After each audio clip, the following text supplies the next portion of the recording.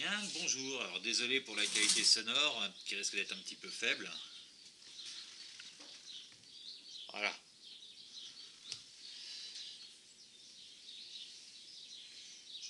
Je reviens chez le médecin. Il n'y a toujours pas de quoi faire des tests si jamais on n'est pas dans un état grave.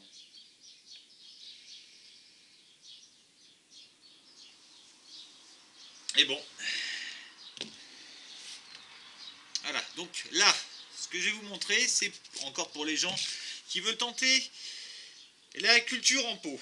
Alors le problème de la culture en pot, c'est qu'il faut une certaine profondeur pour que ça pousse. Parce que la culture en pot, le plus intéressant à faire quand on a des pots d'une certaine taille, c'est ce genre de machin là.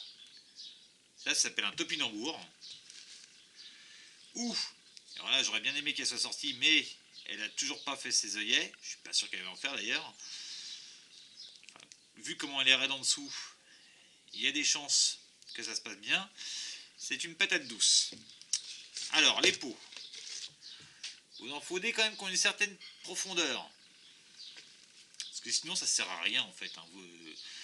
Tout ce qui est tubercule, ça a besoin d'une profondeur, si possible au moins 25 cm. Bon. Ouais. Je suis juste à 25, on a tout pété. Donc, comment qu'on fait?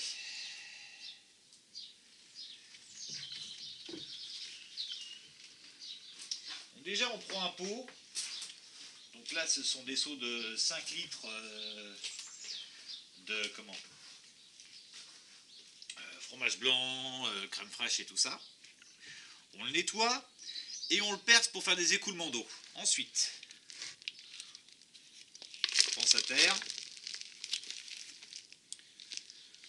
Alors idéalement, c'est du terreau plus de la terre de jardin plus du fumier. Alors, pour le topinambour.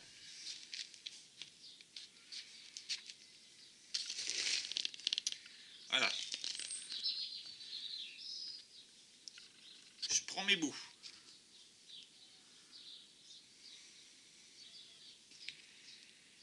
Alors, il y a certains bouts qui sont un peu moches, mais bon. Tac, tac, tac.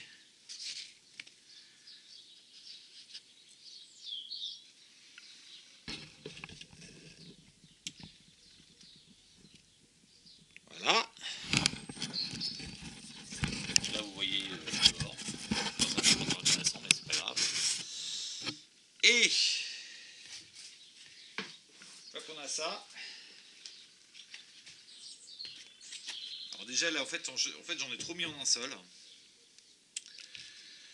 Je vais en enlever la moitié.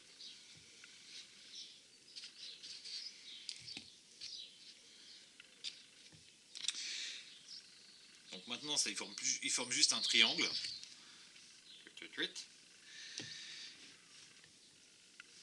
Je recouvre tout juste.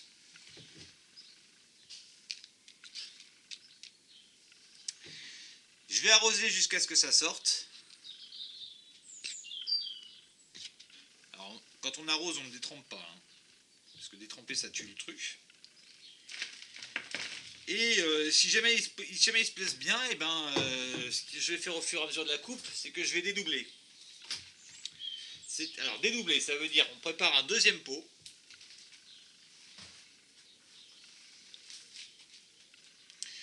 Oui, effectivement, ceux qui savent comment on porte un masque, vous aurez noté que pour des raisons qui ne regardent que moi, celui-ci est mal mis. On croirait le masque à civette.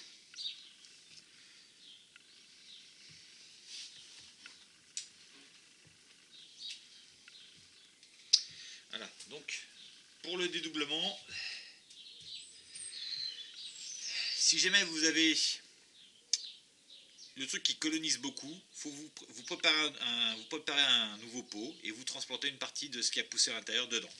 Ensuite, donc ça c'était des choses qui font très tubercule. Maintenant, la patate douce. Alors la patate douce, elle va enterrer ses patates dans les pots. Enfin, c'est patates. Oui, on appelle ça des patates, mais sauf que on ferait mieux dire c'est tubercules. Elle va faire des tubercules dans le pot. Donc ces pots-là, ils sont presque trop petits pour de la patate douce, parce que la patate douce, ça peut quand même faire des grosses tubercules. Ensuite, donc, on prend, alors, patate douce.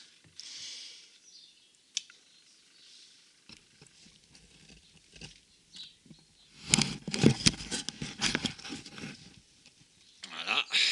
Moi, on m'a toujours dit qu'il valait mieux éviter de la recouvrir, celle où on voulait qu'elle sorte des germes, parce que la patate, elle aime bien le soleil et tout ça. La patate douce, elle aime bien qu'on lui dise ah, coucou, faut que là, il y a de l'air. Vas-y, respire un coup.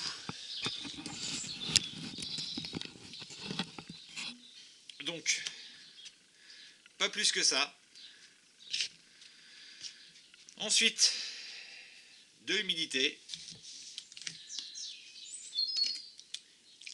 Et on la garde dans une zone où, si possible, elle va avoir droit à du soleil, mais surtout, elle va avoir droit à une vingtaine de degrés. Comme ça, quand elle va faire ses pousses, eh ben, on pourra bouturer. Et chaque bouture sera mise dans un nouveau pot où elle grandira dans son pot. Voilà. Donc, il est conseillé quand même d'avoir dans l'histoire des vers de terre à mettre dedans et des matières à composter pour enrichir, pour faire des grosses choses. Parce que la patate douce, elle s'en nourrit. Voilà, c'était quelques petites choses qu'on peut faire en pot. Hein, donc le topinambour, la patate douce, le yacon ou poire de terre. Oui, parce qu'il n'y a pas que de la pomme de terre, il y a aussi de la poire. Honnêtement, si vous êtes en environnement urbain, je vous conseille la patate douce, parce que la patate douce, il y a tout qui se mange. Les feuilles, les tubercules, voilà. Contrairement à d'autres choses qu'on peut faire en pot, donc qu'est-ce que j'oublie? Ah oui, du taro, pour ceux qui veulent aller à l'épicerie africaine. Les ignames. Alors, il y a les ignames africains, il y a les ignames chinois. Alors je suis plus igname chinois, mais je sais qu'en ce moment il y en a qui ont un petit truc qui va pas avec la Chine, donc c'est vous qui voyez. Mais pareil, hein, l'igname ça peut pousser en pot et ça peut donner en pot. Voilà. Bon confinement, bonne année 2020 qui a l'air d'être rigolote. Et pour ceux donc qui ont des gènes respiratoires et compagnie, bah ouais, on est d'accord, hein, c'est désagréable. Maintenant, si vous écoutez ça, vous êtes parmi les gens qui sont suffisamment chanceux pour pas avoir besoin d'un masque respiratoire. Remettez-vous bien. Et dites-vous que quelque part, vous avez une chance. Si ça se passe aussi bien que ça, en fait, vous en avez deux. La première, c'est que ça se passe bien parce que vous êtes plutôt résistant au truc. Et la deuxième, ça se passe bien parce que vous êtes en train de potentiellement faire un début d'immunité. Alors quand je dis un début d'immunité, c'est parce que je tiens à vous rappeler qu'à l'heure actuelle, il y a des rumeurs de double... de gens qui étaient guéris une fois et qui ont rechopé le truc et qui partent dessus une deuxième fois. Bon, pour ce truc-là, je peux pas vous... Enfin, non. Oui, non, il est hors de question que je vous donne de fausses idées sur ce truc-là. Par contre, on a des précédents historiques sur des épidémies qui ont touché des gens et les gens ont mis comme ils connaissaient pas, comme leur organisme ne connaissait pas le pathogène, Eh ben, il y a eu le temps de faire une immunité, donc il y a des gens qui ont chopé des maladies plusieurs fois avant d'être immunisés, hein. C'est Alors bien entendu, ça faisait beaucoup de casse parce que justement, le temps de faire une immunité, mais pas, face à un pathogène non amoindri, c'est un peu chaud. C'est pour ça qu'on cherche des vaccins. Et voilà.